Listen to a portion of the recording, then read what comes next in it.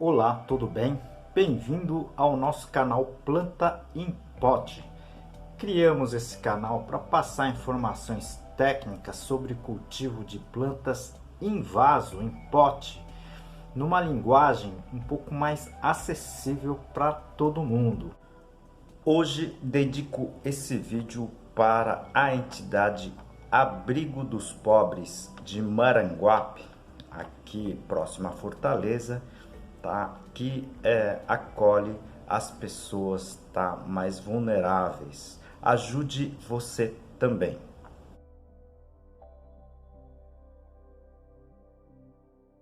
E ajude o nosso canal, tá? Clique no joinha, no like, compartilhe esse vídeo, inscreva-se no canal. Isso ajuda muito o nosso trabalho aqui. Nosso canal já tem mais de 400 vídeos, tá certo? Ela tá dividido em seções que a gente aqui chama de playlist, tá certo? São 15 seções ao total. Então eu tenho playlist aqui de adubos, eu tenho playlist de substrato, doenças e pragas, ambiente de cultivo e muito mais.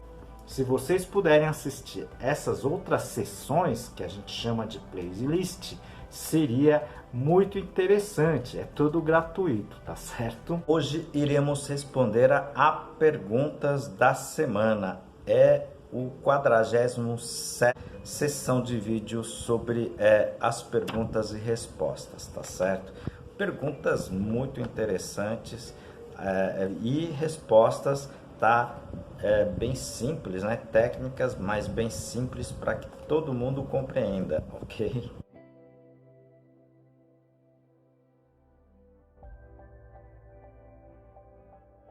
Aproveito essa oportunidade para apresentar para vocês um dos meus trabalhos, esse livro, Cultivo Técnico de Plantas Suculentas, da minha autoria e mais 2 colegas. Esse livro está escrito em 10 capítulos, tudo sobre a parte de cultivo de plantas, né? E aqui o capítulo de classificação das espécies. A primeira pergunta encaminhada pela Odete, ela me pergunta se o filme plástico difusor pode queimar as plantas. Olha, Odete, pode sim, pode queimar as plantas. Ela simplesmente aumenta a claridade, mas se a luz solar tiver plena, tá? E se as suas plantas não forem, por exemplo, plantas, tá? Para ambiente externo, né? Ou seja, de sol pleno, elas podem queimar sim, tá certo? Então, nós utilizamos, por exemplo, o filme difusor, tá? E normalmente nós colocamos o telado, né? Embaixo para que não tenha, tá? Exatamente esse tipo de problemas, tá? Com plantas novas ou até mesmo, né, plantas, digamos assim, dito do interior, tá certo? Então você tem que tomar muito cuidado com relação a isso, tá certo? Eu vou deixar aqui os vídeos, tá? Inclusive sobre telados, tá certo? Para você ter uma ideia, né? Inclusive, né? Sobre quais os tipos, né, que você pode utilizar, tá certo? Sem telado nenhum, tá certo? A segunda pergunta encaminhada pela Mirna, né? Ela disse que comprou sementes em saquinhos de uma empresa Y e que nunca germinou, tá? Elas nunca foram para frente. E ela pergunta se essa empresa é confiável, tá? Mirna, não vou comentar aqui sobre a empresa, tá certo? Mas eu já adquiri sementes dessa empresa, tá? E germinaram perfeitamente, tá? Eu já fiz vários vídeos sobre isso, tá? Eu vou deixar aqui no izinho, tá? Se você puder assistir, seria bem interessante, ok? Agora, né? Vai depender muito, por exemplo, né? De como é que estão as sementes, como é que as sementes nesse saquinho foi, por exemplo, armazenadas, tá certo? Eu falo inclusive sobre isso num vídeo também, eu vou tentar deixar aqui, né? Se você puder assistir, seria bem interessante, tá? Eu tenho um playlist que fala sobre propagação e produção de mudas. Se você puder assistir, seria bem interessante, ok? Ela fala não só das sementes, mas fala das estaquias também, ok? Vai te ajudar muito, ok? Mas, assim, respondendo a sua pergunta, né, a segunda parte da pergunta, eu já comprei várias sementes dessa empresa e todas elas praticamente germinaram bem. Então eu acho que alguma coisa de errado deve estar acontecendo ou foi armazenada errada, tá certo? Então, infelizmente são alguns problemas que a gente acaba, na verdade, tendo como resultado, tá certo? Mas assista, se você puder assistir esses vídeos, seria bem interessante para você, tá certo? A terceira pergunta é encaminhada pela Daniela, né? Ela assistiu o vídeo Vírus em Rosa do Deserto e ela tem uma planta muito com as características muito próximo, algumas fotos que eu deixei postado nesse vídeo, né?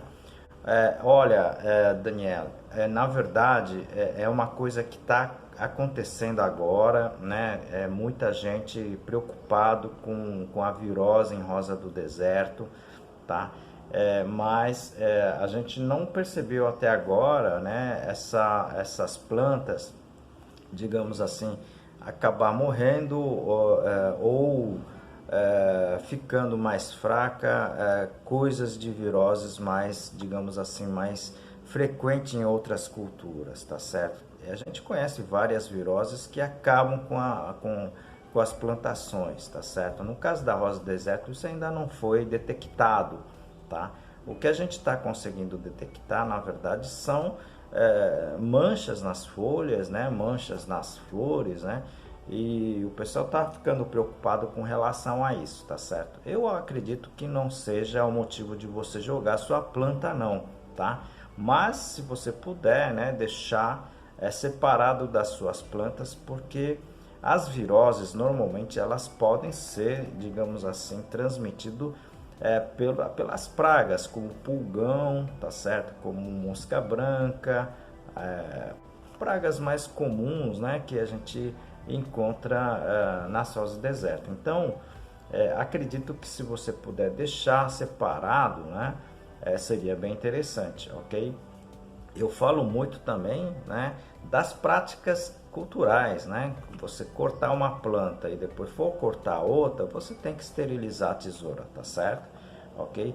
Eu vou deixar aqui no izinho, tá certo? Algumas formas de você tentar, né, de se proteger com relação a essa situação, tá certo? Aproveito esse momento para apresentar um dos meus trabalhos, esse livro Cultivo Moderno de Orquídeas, da minha autoria e de mais 2 colegas. Esse livro aqui está em 12 capítulos, eu vou apresentar para vocês a parte, tá, do controle de praga. A quarta pergunta, encaminhado pelo Gaúcho 69, né? Ele pergunta se pode usar o óleo de nim, né, no combate de algumas pragas que ele tem, tá, no seu, eu acredito que seja a sua residência, tá certo? E ele pergunta ainda se o óleo de nim não pode prejudicar outras espécies, né, outras espécies benéficas presentes na localidade. Desde que você faça uma aplicação não, né, contínua, né, digamos assim, uma vez por mês, alguma coisa nesse sentido, eu acho que não tem problema nenhum, tá certo? Ok? Eu acho que até os insetos benéficos acabam se recompondo, tá? O que eu não aconselho é você ficar aplicando óleo de nim, digamos assim, toda semana, tá certo? Só por aplicar, tá certo? Isso realmente pode prejudicar, né, os insetos controladoras biológicos, por exemplo, ok? Mais uma vez por mês, alguma coisa nesse sentido, ou, né, diretamente no foco, né, de alguma praga, eu acho interessante, tá certo? Mas é sem muito exagero, tá certo? Eu acho que o exagero é que causa grandes problemas aí, tá certo? A quinta pergunta, encaminhado pelo do Carraro, ou do Carraro, né? Ele pergunta se pode usar o sulfato de cobre mais a cal da bordaleza como um fungicida preventivo, né, em cactos recém-germinados. Olha, eu não faria isso. Eu não faria isso porque o cobre, apesar de ser um elemento essencial para as plantas, ela normalmente segura o crescimento, o crescimento das plantas, né, das células no geral. Então, não acho interessante porque a concentração é elevada, tá? E no caso da cauda bordaleza, né, ela altera drasticamente a acidez do substrato, tá? Se você não assistiu esse vídeo, assista aqui, eu vou deixar aqui, que eu falo sobre a acidez, né, e o substrato. É muito importante você conhecer essa situação, tá certo? Porque as plantas em si, elas precisam do meio mais ácido, né? Eu estou falando aqui em caso do substrato, tá certo? Então, dependendo das culturas, no caso dos cactos, né? Eu fiz um teste, né? O melhor acidez da germinação para os cactos, né? O crescimento inicial tá no meio ácido, tá na faixa aí dos seus 5,8 a 6,5 em termos de pH, tá certo? Então, tá, quando você aplica, né, uma cauda bordaleza, você altera drasticamente isso, tá? E pode prejudicar o crescimento, tá, das plantas como um todo, tá certo? Então, eu acho muito melhor você esterilizar o substrato nessa fase e não aplicar nada, a não ser nutrientes, né, os adubos nessa fase inicial, tudo bem? Eu tenho vários vídeos, né, que falo sobre isso, inclusive da propagação de plantas. Se você puder assistir, seria bem interessante. Eu vou deixar aqui, tá certo? Mas no seu caso era interessante que vocês assistissem vários vídeos de substrato e de propagação, tá certo? Perguntas muito interessantes encaminhado por vocês, né? E no nosso canal, tá certo? Então a gente tenta responder, tá certo? Aquelas perguntas via aqui o vídeo da sessão de perguntas e respostas. Vou fazer alguns vídeos, né, na íntegra de algumas perguntas também, tá certo? Ou eu respondo, né, no YouTube, né, nas perguntas do YouTube, tá? Então, vocês precisam mandar pra gente, tá certo? Ajuda muito o nosso canal. Se vocês puderem, encaminhem também só a cidade ou só o estado, tá? Onde você está enviando as suas perguntas e sugestões, tá certo? Como em todos os vídeos, nós ajudamos as entidades filantrópicas que muito precisam do nosso apoio. Tá? Hoje eu dedico esse vídeo para a instituição Abrigo dos Pobres de Maranguape, tá? Comandada pelas Irmãs Caputinhas, tá? Que acolhem não somente pessoas, né, desabrigadas, mas também pessoas muito necessitadas, tá certo? Nesse abrigo. É um trabalho muito bonito, mas é muito duro também, tá? Então, se você puder contribuir com qualquer coisa, tá certo? Eu vou deixar aqui no slide, tá, o contato para que vocês possam ajudar essa entidade, tá certo?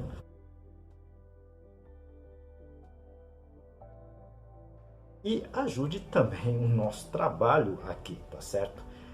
Dê o seu like, ok? Compartilhe o vídeo, inscreva-se, tecle no sininho para você receber notificações quando o canal tiver novos vídeos, tá? Aguardo você no próximo vídeo. O meu muito obrigado.